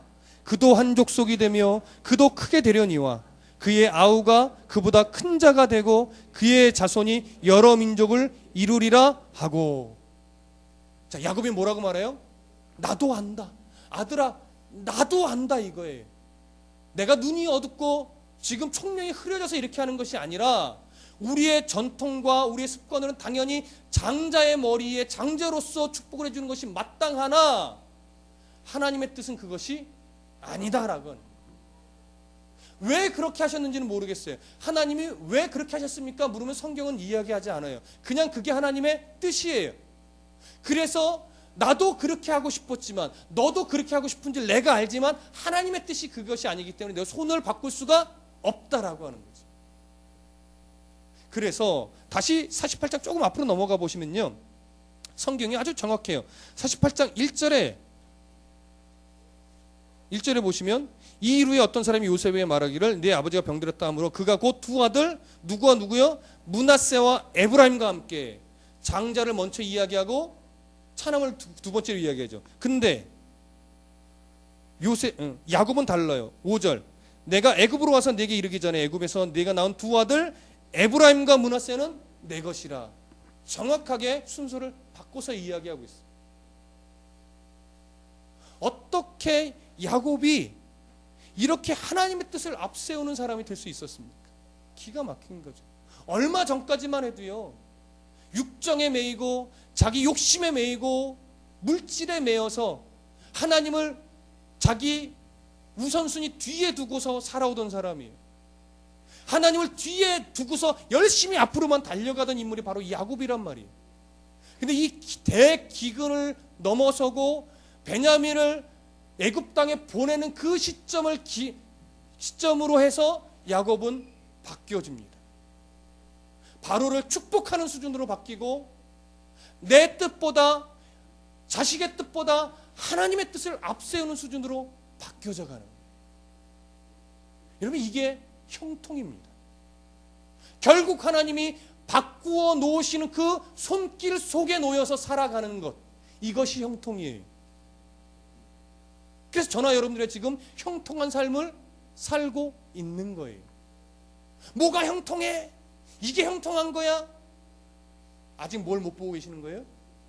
내 인생의 목적지를 못 보고 계시는 거예요. 하나님이 나를 붙잡고 끌어가신 그 섭리를 아직 내가 못 발견한 것뿐이에요. 일찍 발견할수록 좋겠죠. 늦게 발견할수록 인생의 끄트머리에 가서야 야곱처럼 이런 고백을 하는 사람이 된답니다. 저는 여러분에게 야곱과 같은 신앙을 소유하십시오 이렇게 축복하고 싶지는 않습니다. 훨씬 더 좋은 신앙이 되실 것이고 훨씬 더 좋은 신앙이 되셔야 합니다. 훨씬 더 좋은 신앙이라는 것은 큰 일을 하는 사람이 아니라 이 진리를 조금 더 빨리 깨닫는 사람이죠. 오늘 말씀을 통해서 여러분 가슴속에 하나님이 지금 푸시하는 겁니다. 깨달아 하려고. 너 불행한 사람 아니라고. 너 억울한 사람 아니라고. 너 지금 하나님 손에 잘 붙잡혀 있는 사람이라고. 내가 너를 위해 낮추기도 했고 너를 위해 고통 중에 내가 찢어지는 가슴을 안고 너를 고통 중에 밀어넣기도 했다. 내가 너를 포기하지 않고 내 시선이 한 번도 너를 떠난 적이 없다라. 그걸 지금 느끼고 있다면 여러분들은 누구보다도 가장 형통한 인물이 되신 거예요. 될 수 있는 것이 아니라 이미 된 겁니다. 그걸 깨달으면. 오늘 이 말씀을 통해서 나보고 하는 얘기구나 이렇게 느끼시면, 그렇게 느끼신 그 사람이 가장 행복자입니다. 내가 가장 행복자라고 생각하시는 빨리 저한테 레이저를 쏘십시오. 내가 제일 행복한 사람입니다. 여러분 다 그렇게 지금 동의하시고 그 마음 잃지 않으려고 지금 다짐하시는 게 좀 느껴집니다. 야곱이 그래서 하나님의 뜻을 먼저 묻고 이렇게 나도 한다, 내 아들아 나도 한다. 그러나 하나님의 뜻이 먼저다. 하나님의 작정하심이 먼저다. 우리도 똑같은 고백들이 많이 일어나기를 소원합니다. 자, 49장으로 넘어가시죠.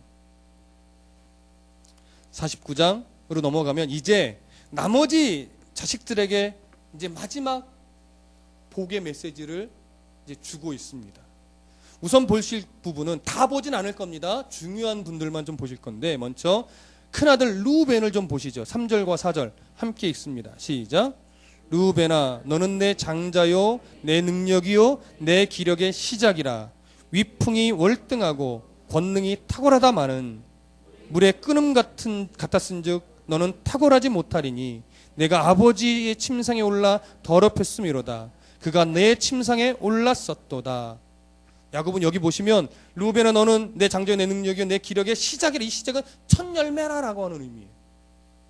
근데 첫 열매로 얻은 이 귀한 아들이 위풍이 당당하고 탁월한 인물이었단 말이에요. 근데 그 탁월함을 잘못 썼어요. 서모 비라를 범했단 말이에요. 아버지의 침상에 올라가는 그런 정말 대실수를 저질렀어요. 그것으로 인해서 장자의 권리에서 박탈되는 겁니다. 주어진 탁월함에도 불구하고 보잘것없는 지파가 되고 마는 거예요. 이 저주스러운 축복을 받게 됩니다. 그래서 이제 장자의 권리가 누구에게로 넘어가야 돼요? 그 다음 아들로 넘어가야 돼요. 자, 보십시오. 이제 3절부터 7절 함께 읽습니다. 시작. 시므온과 레위는 형제요, 그들의 칼은 폭력의 도구로다. 내 호나 그들의 모의에 상관하지 말지어다. 내 영광아 그들의 집회에 참여하지 말지어다. 그들이 그들의 분노대로 사람을 죽이고 그들의 혈기대로 소의 발목 힘줄을 끊었음이로다. 그 노여움이 혹독하니 저주를 받을 것이요 분기가 맹렬하니 저주를 받을 것이라. 내가 그들을 야곱 중에서 나누며 이스라엘 중에서 흩으리로다. 시므온과 레위는 둘째와 셋째입니다. 근데 이들도 이어서 받아야 될 장자의 명분을 못 받습니다. 이유는요, 세겜에서 있었던 사건이죠. 자기 여동생 디나가 강간을 당할 때 그 분노를 참지 못하고 할례라고 하는 것을 요구해서 그것을 빌미로 삼아 그들이 힘쓰지 못할 때 야밤에 칼 가지고 들어가서 다 도륙해서 죽여버립니다. 하나님의 거룩한 공동체가 되는 그 종교적인 행위를 가지고 사람을 죽이는 도구로 썼던 거예요. 그게 하나님 보시기에 악했던 거죠. 그래서 명분에서 박탈돼서 거의 저주스러운 그런 복을 받습니다. 그래서 7절 마지막에 뭐라고 그래요? 내가 그들을 야곱 중에서 나누며 이스라엘 중에서 흩을 것이다. 나중에 시므온은요, 결국 유다 지파 속에 그냥 흡수되어져 버려요. 유명무실해져요. 레위는요, 아예 땅을 기업으로 못 받아요. 땅을 기업으로 못 받은 것은 분명 이 저주로 인한 거예요. 그러나 그가 나중에 모세 시대에 그 지파가 우상을 숭배하지 않고 우상을 숭배했던 자들을 처단하는 그 역할을 하게 됩니다. 그로 인해서 제사장의 역할은 하게 되는 그런 전화위복이 됐으나 이로 말미암아 땅은 기업으로 받지 못했던 거예요. 결국 장자의 명분에서 제외된 거예요. 레위도. 그러면 여러분, 르벤, 시므온, 레위는 지옥에 간 겁니까? 가끔 이렇게 그냥 치부해 버리는 경우가 있어요. 함부로 우리가 단정하거나 속단해서는 안 됩니다. 그 판단은 누가 하시는 거예요? 하나님이 하시는 거예요. 근데 종종 악한 도구로 썼다고 무조건 지옥 막 이렇게 그냥 단정 지어버리는 경우가 있어요. 그거 아닙니다, 여러분. 지금 이들에게 이런 저주스러운 복을 내리는 이유는 뭐냐면 이들에게 하나님이 이러한 역할을 맡기신 거예요. 이들의 악한 행위로 인해서 이들을 사람이 얼마나 여지없는 죄인인가를 드러내는 그 역할을 허락하신 거란 말이에요. 자, 한 구절을 좀 보고 넘어가시죠. 뒤로 좀 넘어가 보세요. 49장 28절 함께 읽어보겠습니다. 시작. 이들은 이스라엘의 12지파라. 이와 같이 그들의 아버지가 그들에게 말하고 그들에게 축복하였으니 곧 그들 각 사람의 분량대로 축복하였더라. 여기서 분량대로라는 게 무슨 의미일까요? 수치의 개념일까요? 양의 많고 적음일까요? 아니에요. 이 히브리 말의 의미는요, 그런 수치 양의 개념이 아니라 그 아들들이 감당해야 될 인생의 역할대로 축복했다라고 하는 거예요. 그들의 성향도 분명히 좌우했을 거예요. 그래서 하나님이 그들의 성향을 보고 후대에 또 어떠한 본보기로 삼기 위해서 루벤, 시므온, 레위는 인간이 얼마나 여지없는 죄인인가를 드러내는 그 역할로 하나님이 사용하신 거란 말이에요. 이것을 지옥과 결부시킬 필요 없습니다. 그럼 여러분, 이제 그 다음에 이제 유다가 나와요. 넷째 아들이에요. 넷째 아들. 유다가 나오고 그 사이에 다른 형제들을 쭉 나오고 마지막에 요셉에 나오고 그 다음 마지막은 베냐민이 나오지만 오늘 유다와 요셉을 보고 요 장은 넘어갈 건데요. 우리가 한 가지 생각할 것은 유다와 요셉이 하나님이 섭리하시고 선택하시고 도우시지 않았으면 르우벤, 시므온, 레위와 달랐을까요? 다르지 않았단 말이에요. 그들도 똑같이 이런 모습이었을 거예요. 근데 하나님이 이들은 맡겨질 역할이 있었어요. 구속사적인, 또 생명을 살려내는 이유는 몰라요. 하나님의 뜻대로 선택하신 거예요.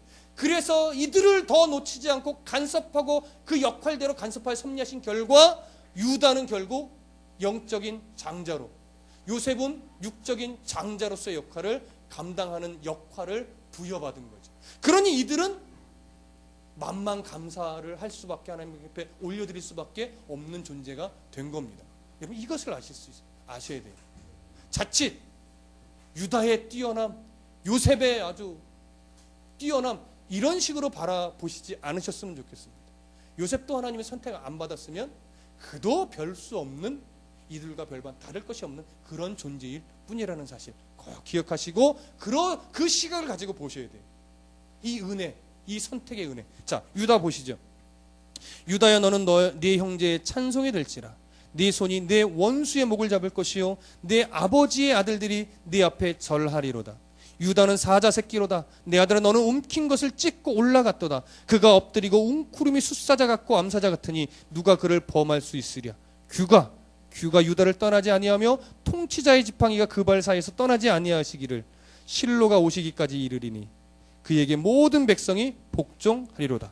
그의 나귀를 포도나무에 매며 그의 암나귀 새끼를 아름다운 포도나무에 맬 것이며 또 그 옷을 포도주에 빨며 그의 복장을 포도즙에 빨리로다. 그의 눈은 포도주로 인하여 붉겠고 그의 이는 우유로 말미암아 희리로다. 그의 통치권이, 그에게 준 영적인 장자권이 누구에게까지 이어진다고요? 실로가 오시기까지. 그때도 나누었지만 메시아가 오시기까지, 결국 예수 그리스도가 이 땅에 오셔서 하나님의 뜻을 성취하시기까지 이것이 이루어진다. 그래서 이 요셉에게 주어진 꿈, 아브라함에게, 이삭에게, 야곱에게 주어주셨던 꿈이 요셉과 유다에게로, 특별히 유다를 통하여 예수 그리스도에게로 이어지는 하나님의 꿈입니다. 그래서 요셉의 꿈이라고 말하지 말라고 말씀을 드렸던 겁니다. 이것은 철저하게 하나님의 꿈을 이루기 위하여 요셉을 사용하신 역사일 뿐이지 요셉이 꿈을 붙잡고 무엇인가를 성취해낸 위대한 인물 아니라는 거예요. 하나님이 여러분을 붙잡으시면 여러분도 요셉처럼 하나님이 쓰실 수 있어요. 얼마든지 쓰실 수 있습니다. 각자의 역할이 있는 거예요. 그래서 성경은 늘 분복에 만족할 줄 알고 자족하는 법을 배우는 신앙을 계속 가르치는 거예요. 그 자족이라는 것은요, 될 대로 되겠지 이거 아니에요. 하나님이 내게 맡겨주신 역할이 뭔지 아는 거예요. 그래서 그 역할이 초라하다고 원망하지 않는 거예요, 여러분. 여러분, 신약 시대에 가보면 바울이 위대한 신학자요, 대단한 인물이긴 했지만 언변력이 얼마나 없는 사람인 줄 여러분 아시죠? 대학교 교수들, 선생님들 보면요, 학적으로는 뛰어난데 가르치는 기술이 정말 형편없는 분 있어요. 그래서 그 수업 시간에 들어가 보면 아주 막 미치겠어요. 무슨 말인지 하나도 못 알아듣겠어요. 그런데 학계에서는 최고 권위자인 거예요. 저분은 책만 쓰면 좋겠다, 뭐 이런 분들이 있어요. 누군지 아세요? 딱 바울이에요. 그런데 어느 날 바울파, 또 누구파가 나옵니까? 아볼로파 막 갈라지잖아요. 아볼로라는 사람이 어느 날 등장을 했는데, 이 사람은요, 학적으로도 뛰어나요. 말도 정말 잘해요.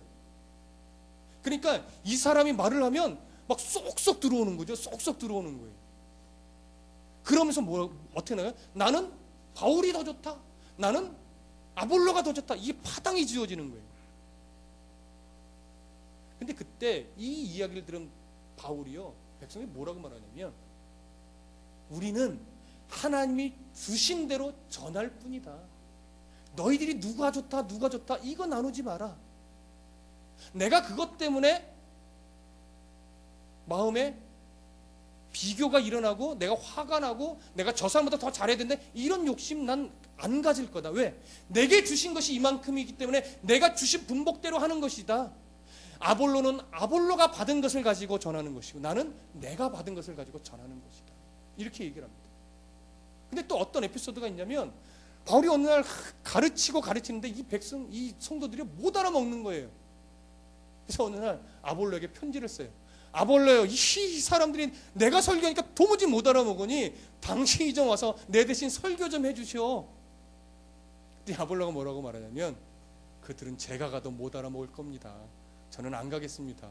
바울 형님이 그냥 하십시오. 그러고 안 가는 거예요. 바울 정말 멋지지 않습니까?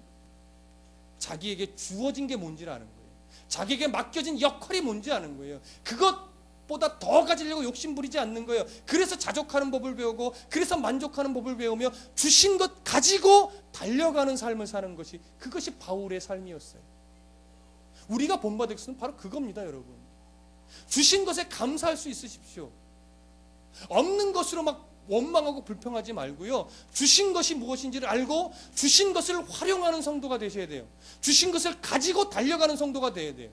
근데 안 주신 것을 잡겠다고 달려가니 하나님보다 한 발 더 앞서가는 거죠. 그러니까 코가 깨지고 엎어지는 거예요, 여러분. 제가 여러분들 그런 말씀 드렸을 겁니다. 여러분, 제 목회는 한 템포 천천히 가는 목회입니다. 그래서 가끔 여러분 좀 답답하실 때가 있을 겁니다.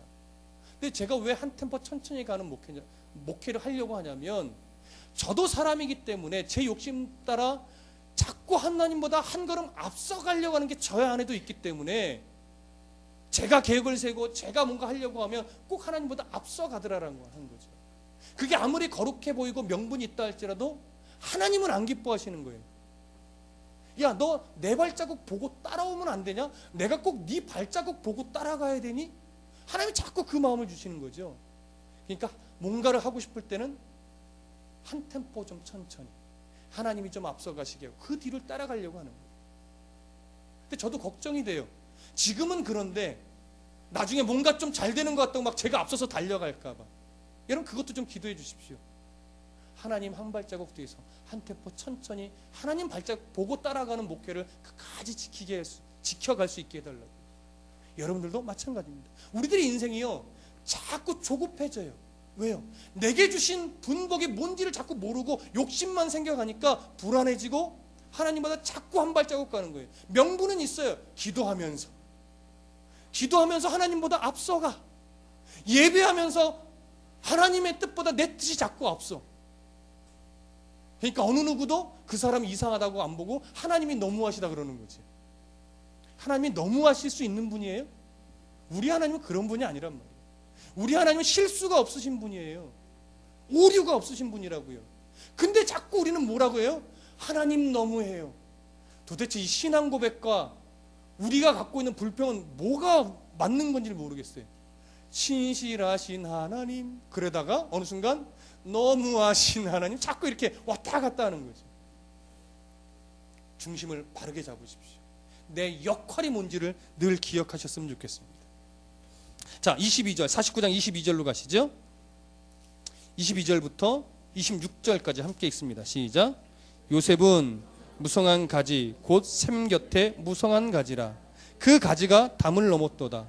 활 쏘는 자가 그를 학대하며 적개심을 가지고 그를 쏘았으나 요셉의 활은 도리어 굳세며 그의 팔은 힘이 있으니 이는 야곱의 전능자 이스라엘의 반석인 목자의 손을 힘입음이라. 네 아버지의 하나님께로 말미암나니 그가 너를 도우실 것이요 전능자로 말미암아 그가 네게 복을 주실 것이라. 위로 하늘의 복과 아래로 깊은 샘의 복과 젖먹이는 복과 태의 복이로다. 네 아버지의 축복이 내 선조의 축복보다 나아서 영원한 산이 한없음같이 이 축복이 요셉의 머리로 돌아오며 그 형제 중 뛰어난 자의 정수리로 돌아오리로다. 야곱은 요셉에게 차고 넘치는 풍요와 그 다음에 확실한 안전의 축복을 해줍니다. 차고 넘치는 이 풍요의 복은 아까도 말씀드렸지만 누구 때 성취돼요? 문하세 지파와 에브라임 지파가 그 장자의 몫을 기업으로 분배받으면서 이것이 성취되어집니다. 그리고 분열왕국 때에 가서는 이 두 지파가 그리고 요셉 지파가 남유다의 중심이 됩니다. 그러면서 이 안에 바로 요셉이 이스라엘을 구원하는, 온 인류를 구원하는 예수 그리스도의 구속을 예표하는 하나의 그림이 이 요셉 안에 또 담겨지게 됩니다. 이런 역할들을 하나님으로부터 부여받고 그 역할대로 각 지파들이 수행을 하게 되죠. 우리가 그 역할을 이 역사 속에서 맡아서 감당해냈듯이 오늘 우리들도 내게 맡겨주신 역할이 늘 무엇인지 묻고 분별하고 하나님 앞에서 그것을 가지고 살아나가는 성도가 되셔야 할 것입니다. 50장 1절부터 4절까지 함께 보시겠습니다. 시작.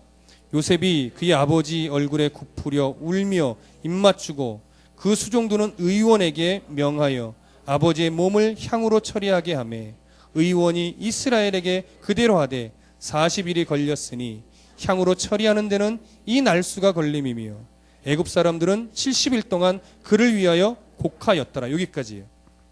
앞에 33절을 읽었으면 더 좋았겠네요. 야곱이 아들들에게 명하기를 마치고 그 발을 침상에 모으고 숨을 거두니 그의 백성에게로 돌아갔더라. 147세를 일기로 야곱은 숨을 거둡니다. 그리고 이제 장례를 치르는데 2절에 보니까 뭐라고 말하냐면 아버지의 몸을 향으로 처리하게 하매 의원이 이스라엘에게 그대로 하되 40일이 걸렸으니 향으로 처리하는데 이 날수가 걸림이며. 여러분 무슨 작업을 하는데 40일이나 걸렸을까요? 이 향으로 작업한 내용이 뭘까요? 미이라를 만든 걸까요? 그렇지 않을 겁니다. 부패되지 않도록 부패 처리를 하는 것, 방부 처리를 하는 겁니다. 왜요? 야곱의 시신이 어디로 가야 되니까? 가나안으로 가야 됩니다. 그 더운 지역에 이 방부 처리를 제대로 하지 못하면 가는 중에 시신이 훼손될 수 있어요. 그래서 그러지 않기 위해서 40일 동안 아주 정성스럽게 방부 처리를 견고하게 잘한 거예요. 가는 동안 시신이 훼손되지 않도록. 그러고 나서 70일 동안 애굽 사람들이 야곱을 위하여 곡해줍니다. 이 70일 동안 곡했다라고 하는 것은요 거의 국장 수준인 거예요. 왕이 죽었을 때 이렇게 하는 거예요. 근데 물론 요셉으로 인한 것이었겠지만 야곱은 지금 죽어서 거의 국장 수준으로 장례를 지금 치러준 거예요. 애굽에서. 상징적으로나마 무슨 대우를 받고 있는 거예요? 이스라엘의 왕 대우를 받고 있는 거죠. 민족을 이루실 그 어떤 싹을 여기서 우리가 엿볼 수 있는 겁니다. 그리고 5절 우리 아버지가 나로 맹세하게 하여 이르되 내가 죽거든 가나안 땅에 내가 파놓은 묘실에 나를 장사하라 하였나니 나로 올라가서 아버지를 장사하게 하소서. 내가 다시 오리이다 하라 하였더니 바로가 이르되 그가 네게 시킨 맹세대로 올라가서 네 아버지를 장사하라. 그러면서 어떻게 해요? 올라가서 7절에 올라가니 8절에 올라가고 9절에 올라가니 이렇게 거듭해서 기록이 되면서 10절에 그들이 요단강 건너편 아닷 타작마당에 이르러 거기서 크게 울고 애통하며 요셉이 아버지를 위하여 7일 동안 애곡하였더니 그 땅 거민 가나안 백성들이 아닷 마당에 애통을 보고 이르되 이는 애굽 사람의 큰 애통이라 하였으므로 그 땅 이름을 아벨 미스라임이라 하였으니 곧 요단강 건너편이더라. 야곱의 아들들이 아버지가 그들에게 명령한 대로 그를 위해 따라 행하여 그를 가나안 땅으로 메어다가 마므레 앞 막벨라 밭굴에 장사하였으니 이는 아브라함의 헷족속 에브론에게 밭과 함께 사서 매장지를 삼은 곳이더라. 요셉이 아버지를 장사한 후에 자기 형제와 호상꾼과 함께 애굽으로 돌아왔더라. 야곱이 이렇게 인생을 마무리하고 장례를 가나안에서 치렀습니다. 하나님은 우리의 열심을 따라 일하시는 분이 아니라 하나님 자신의 언약에 따라 일하시는 분이셨습니다. 사람의 열심, 노력, 그 소망을 다 무너뜨리시고 결국 하나님의 언약을 성취하게 하시는 분이십니다. 그 모습이 야곱의 인생 속에 고스란히 담겨 있는 거예요. 결국 하나님이 원하시는 고백을 받아냈고 결국 하나님의 뜻을 먼저 묻는 자로 만드셨고 결국 자신의 뜻을 앞세우지 않고 나도 한다 아들아 나도 한다 하면서 하나님의 뜻을 앞세우는 자가 되고 나서 그 인생이 죽음을 맞이하여 하나님 나라로 간 겁니다. 하나님은 이런 분이십니다. 우리에게 각자에게 원하시는 하나님의 역할과 수준은 다 다릅니다. 어디까지 우리를 원하시고 불러가실지 모릅니다. 어떤 사람은 뱃속에서 죽습니다. 어떤 사람은 태어나서 며칠 되지 않아 죽기도 합니다. 가끔 우리는 저 아이가 무슨 죄가 있어서 하나님 죽이십니까? 라고 원망하기도 하지만 하나님이 원하시는 수준이 거기까지라면, 그래서 하나님의 선택받은 아이지만 태어나자마자 며칠 안 돼서 죽은 것이라면 그 아이는 분명 하나님 나라에 있을 것입니다. 중요한 건 뭐예요? 하나님은 한 영혼도 잃어버리지 않으신다는 사실이에요. 생명의 주권이 누구에게요? 하나님에게 있어요. 그래서 종종 이런 말씀 드리죠. 종종 우리 안에 오해로 갖고 있는 게 뭐냐면 자살하면 지옥 간다. 이것이 신학적인 입장처럼 우리가 여기고 있어요. 그러나 성경 어디를 봐도 자살과 지옥은 동일시되지 않습니다. 그리고 개신교의 신학에도 그 개념은 없습니다. 그렇다라고 자살을 권장할 수 없습니다. 왜요? 내게 주신 하나님이 주신 이 생명을 경히 여기는 것이기 때문에 그렇습니다. 하나님을 대적하는 겁니다. 다만 자살이 지옥이라고 이렇게 동일시된 것은 천주교가 이 땅에 복음을 들고 들어왔을 때 우리는 자살률이 굉장히 심했대요. 지금도 심하지만. 그래서 이 자살을 막기 위해서 자살하면 지옥 간다 이렇게 동일시해버린 거예요. 생명의 주권이 누구에게 있다고요? 내가 생명을 끊으면 내 마음대로 내가 죽을 수 있어요? 그렇게 되면 생명이 하나님 손에 있는 것이 아니에요. 내 손에도 생명의 주권이 있게 되는 거예요. 어떤 사람은 자살을 해서 너무 쉽게 죽습니다. 근데 어떤 사람은 수없이 시도해도 못 죽습니다. 왜요? 내 생명 내가 끊고 싶어도 하나님 허락하지 않으면 못 죽습니다. 여러분 쉽게 죽을 수 있다고요? 저는 그렇게 안 봅니다. 하나님이 허락하셔야 죽을 수 있어요. 생명의 주권 우리 하나님께 있습니다. 여러분이 하나님이 원하시는 목적지에 도달하지 않으면, 원하시는 수준에 도착하지 않으면 여러분 결단코 죽을 수 없습니다. 그러니 편하게 살려고 하지 마십시오. 누누이 말씀드리지만 고상한 신앙생활 없습니다. 편안한 신앙생활 없습니다. 신앙의 삶이라는 것은 그 자리에 들어온 이상 고난의 삶일 수밖에 없는 거예요. 왜요? 신앙은 뭐라고요? 영적 전쟁터란 말이에요. 믿음의 경주란 말이에요. 경주는 결승선에 들어가기 전까지는 끝난 것이 아니에요. 전쟁은요, 그 전쟁이 끝날 때까지 전쟁이 끝난 것이 아니란 말이에요. 우리는 영적인 예수를 믿고 영접하는 그 순간 하나님 우리에게 전신갑주를 입혀서 영적인 전쟁터 한가운데 뚝 떨어뜨려 놓은 존재가 된 거예요. 근데 어떻게 편합니까? 머리 위로 총알이 왔다 갔다 하는데, 우리 눈앞에 적들이 우글우글 거리는데, 사단의 영향력과 유혹의 덫들이 수없이 널려 있는데 어떻게 고상하게 신앙생활 하냐고요. 어떻게 편안하게 신앙생활 하냐고요. 신앙을 바로 알고 성경을 바로 알면요, 내가 이 땅에서 수없는 고난을 겪으면 내가 다듬어질 수밖에 없는 인생이구나. 근데 이 고난이 없으면 난 정말 다듬어질 수 없는 이 완악한 인생이구나. 이걸 알게 되는 거예요, 여러분. 그래서 합력하여 뭘 이루어요? 선을 이루는 겁니다. 여기서 신약성경 말하고 있는 합력은요, 같은 방향으로 힘을 모으는 게 아니에요. 합력은 여러분, 공사판에 가면 삽질하잖아요. 종종 삽질할 때 삽 끝에 그 구멍을 뚫어서 끈을 묶어서 한 사람은 이 방향에서 당기고 한 사람은 저 방향에서 당기는 걸 볼 겁니다. 전혀 다른 방향에서 힘을 주어 당기는데 삽질이 더 잘 돼요. 협력은 앞에서 끌고 뒤에서 밀어주는 게 협력이에요. 합력은요, 전혀 다른 방향에서 당기는데 앞으로 전진하는 거예요. 이것을 이렇게 풀 수 있는 겁니다. 고난도 내게 유익이라. 성도는 고난을 통해서 그리스도를 만납니다. 성도는요, 환난의 풍파를 겪으면서 하나님 가까이 가는 거예요. 그러니 하나님, 환난을 없애주십시오. 고난을 좀 해결해 주십시오. 이 기도하지 말라는 건 아닙니다.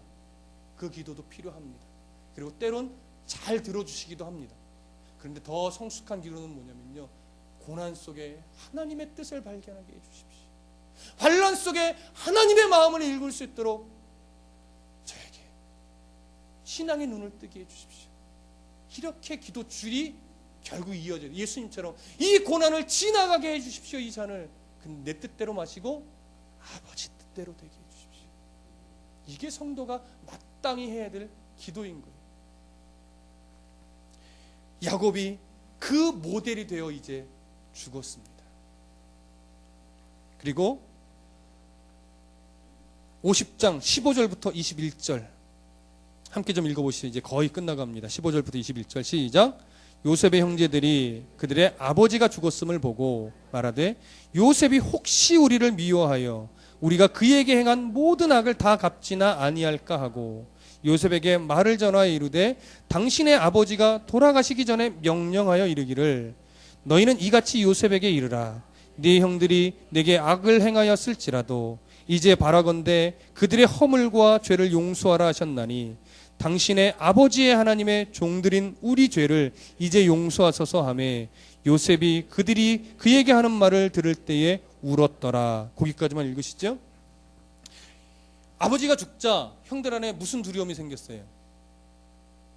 네. 지난날에 우리가 저질렀던 악을 얘가 다시 안갚음을 하려고 하면 어떡하지? 이런 두려움이 생긴 거예요. 아버지가 살아있을 때는 그래도 아버지를 봐서 우리에게 해코지를 안 했는데 이제 아버지가 죽고 났으니 뭐 걱정될 게 있어. 그래서 그 안갚음을 지금 하면 하지 않을까? 이런 두려움이 생긴 거예요. 그래서 아버지가 하지도 않은 말을 자기들이 만들어서 요셉에게 아버지가 이렇게 말했어. 그 이야기를 듣고 요셉의 가슴이 무너지며 또 한 번 운 거예요. 그때 그 화목이 진짜인데, 온전한 화목인데 왜 그걸 못 믿지? 그래서 뭐라고 말합니까?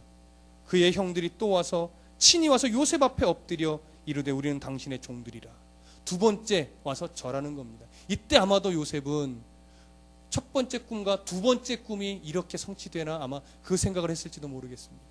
그러면서 19절에 요셉이 그들에게 이르되 두려워하지 마소서. 내가 하나님을 대신하리이까. 당신들은 나를 해하려 하였으나 하나님은 그것을 선으로 바꾸사 오늘과 같이 많은 백성의 생명을 구원하게 하시려 하셨나이다. 당신들은 두려워하지 마소서. 내가 당신들과 당신들의 자녀를 기르리이다 하고 그들을 간곡한 말로 위로하였더라. 여러분, 예수 그리스도는요, 우리에게 하나님과의 어그러졌던 관계를 완전하게 해결하여 화목을 이루신 분입니다. 근데 우리는 자꾸 정말 하나님이 나 사랑하시나? 정말 하나님이 나를 구원하신 게 맞나? 이런 류의 의심들을 종종 하게 될 때가 있어요. 근데 하나님이 어떻게 해서 우리가 그런 의심을 하는 것이 아니라 내 완악한 심령의 상태에 따라서 자꾸 그런 생각을 하는 거예요. 하나님은 변하지 않는데요, 자꾸 내가 왔다 갔다 하는 거예요. 여러분, 그때마다 하나님이 얼마나 가슴이 아플까요? 하나님이 얼마나 눈물을 흘리실까요? 야, 나는 너에 대해서 한 번도 변한 적이 없어. 내가 너에 대해서 한 번도 시선을 뺏긴 적이 없어. 내 눈동자에는 늘 네가 들어있는데 너는 왜 자꾸 내가 안 보인다고 불안해하고 염려하고 근심하고 있니? 내가 너 책임져. 내가 너 꼭 붙잡고 안 놔. 내가 사단에게 뺏기지 않아. 내가 이 세상의 억담 때문에 너를 놓지 않아. 걱정하지 마. 내가 너에게 준 그 역할만 잘 바라보고 내 발걸음만 따라와. 그거 아니겠습니까? 요셉의 눈물이 그 안타까움의 눈물이란 말이에요. 이 화목됨을 왜 모르냐라고 하는 섭섭함이겠죠. 그래서 다시 뭐예요? 다시 화목을 또 이룹니다. 그렇다고 하나님 우리를 벌하시지 않습니다. 그래, 알았다. 그래도 내가 너를 사랑한다. 내가 너를 그래도 내가 너에게 복 준다. 내가 너를 해산의 고통으로 낳았는데 내가 왜 너를 버리겠니? 계속 초청하시는 거예요. 계속 부르시는 거예요. 또 계속 말씀해 주시는 거예요. 사랑한다. 우리의 믿음의 귀가 여려서 그 음성을 자꾸 못 들을 뿐이지. 여러분, 오늘 다시 한번 확인하시고 이제는 좀 놓치지 않기 위해 좀 결심하셨으면 좋겠습니다. 하나님과 우리는 완전하게 화목되었습니다. 회복되었습니다. 그 어떤 사단의 영향력도 우리를 빼앗지 못합니다. 이제 그래서 주로 인하여 안정감을 누리시는 성도가 되시기를 소원합니다. 하나님은 우리의 모든 어리석음을 선으로 바꾸시는 하나님이십니다. 그 하나님 앞에 우리가 온 마음을 드리십시다. 마지막 22절부터 26절 함께 읽습니다. 시작. 요셉이 그의 아버지의 가족과 함께 애굽에 거주하여 110세를 살며 에브라임의 자손 3대를 보았으며 므낫세의 아들 마길의 아들들도 요셉의 스라에서 양육되었더라. 요셉이 그의 형제들에게 이르되 나는 죽을 것이나 하나님이 당신들을 돌보시고 당신들을 이 땅에서 인도하여 내사 아브라함과 이삭과 야곱에게 맹세하신 땅에 이르게 하시리라 하고, 요셉이 또 이스라엘 자손에게 맹세시켜 이르기를 하나님이 반드시 당신들을 돌보시리니 당신들은 여기서 내 해골을 메고 올라가겠다 하라 하였더라. 요셉이 110세의 죽음에 그들이 그의 몸에 향재료를 넣고 애굽에서 입관하였더라. 자, 요셉은 이제 110세를 일기로 세상을 떠납니다. 아까도 말씀드렸지만 요셉이 110세에 죽었다는 것은 아주 중요한 의미가 있어요. 애굽 사람들이 요셉의 삶을 가장 어떤 삶으로 인정하겠어요? 완벽한 인생으로 인정하는 거예요. 하나님을 섬겼던 요셉, 애굽과 이스라엘의 생명을 구원한 요셉, 그의 죽음마저도 아름다운 모습이었던 겁니다. 가장 애굽 사람들이 보기에 가장 완벽한 인생을 마무리한 거죠. 그런데 오늘 창세기의 마지막 끝이요, 뭔가 화장실 갔다 그냥 나온 것 같아요. 왜죠? 잘 보세요. 요셉의 장례가 끝나지 않았어요. 요셉이 110세의 죽음에 그들이 그의 몸에 향재료를 넣고 애굽에서 입관하였더라. 입관하였는데 뭐 이게 없는 거예요. 요셉의 장례가 언제 마무리됩니까? 그렇죠. 세겜 땅에, 여호수아서 24장에 가서 세겜 땅에 그의 장례가 약속의 땅에 치러지면서 비로소 요셉의 장례식이 끝나는 거예요. 우리의 인생이 이 땅에서 언젠간 죽겠지만 우리의 인생의 마무리는 어디서 되는 거예요? 하나님 나라에서 되는 거예요. 우리의 인생이 이 땅의 전부가 아니에요. 이 땅은 우리가 잠시 거류하는 땅이에요. 여기서 잘 훈련받아 우리의 최종 목적지는 하나님의 나라에서 되어지는 거예요. 거기서 영원한 삶이 우리를 기다리고 있다고요. 육이 죽고 하나님 나라에서 주님을 만나 예수님의 재림 때 의의 상급의 심판을 받아 의의 영광의 면류관을 쓰고 하나님과 함께 영원히 살아갈 그 새 하늘과 새 땅, 그곳이 우리의 최종 목적지입니다. 이 땅의 삶이 전부인 양 우리 살아가지 않기 위해 애쓰십시다. 이 땅에서 우리가 살아가야 될 명분은 하나님 나라에서 성도다운 모습으로 들어가기 위함인 거예요. 구원을 받느냐 못 받느냐의 문제가 아니라 구원받은 백성으로서의 거룩한 옷을 입고 가느냐 못 입고 가느냐의 싸움이에요. 물론 결과적으로는 이쁘고 갑니다. 왜요? 하나님이 그렇게 만드시니까요. 그러나 그 과정 속에서 우리는 내 고집과 내 욕심을 버리지 못하면 너무 늦게 만나는 거예요. 누구처럼요? 야곱처럼요. 근데 하나님이 성경을 주셨잖아요. 경험할 수 있는 기준을 주셨잖아요. 빨리 만나면 영광의 거룩한 옷을 입고 나의 삶을 통해서 하나님의 거룩하심을 자꾸 드러내고 생명을 나눠주는 그 아름다운 삶을 가지고 살다가 요셉처럼 죽음마저도 아름다운 성도로 이 땅의 삶을 마무리하고 정말로 복된 모습으로 하나님 나라에서 하나님을 만나게 되는 거죠. 우리의 소망이 거기에 있습니다. 거룩을 옷 입기 위해 싸우십시오. 이미 구원은 정해졌습니다. 더 거룩한 성도로, 더 거룩한 백성으로, 더 하나님이 기뻐하실 성도로 빨리 되어져서 더 하나님이 원하시는 삶을 구체적으로 많이 살다가 하나님이 원하시는 때에 두 손 들고 기쁘게 주를 만날 수 있도록 이 땅에 머리를 두지 마시고 하나님께 머리를 두고 기쁨으로 우리의 죽음이 요셉처럼 아름다울 수 있도록 그런 성도가 되시기를 간절히 소원합니다. 기도하겠습니다.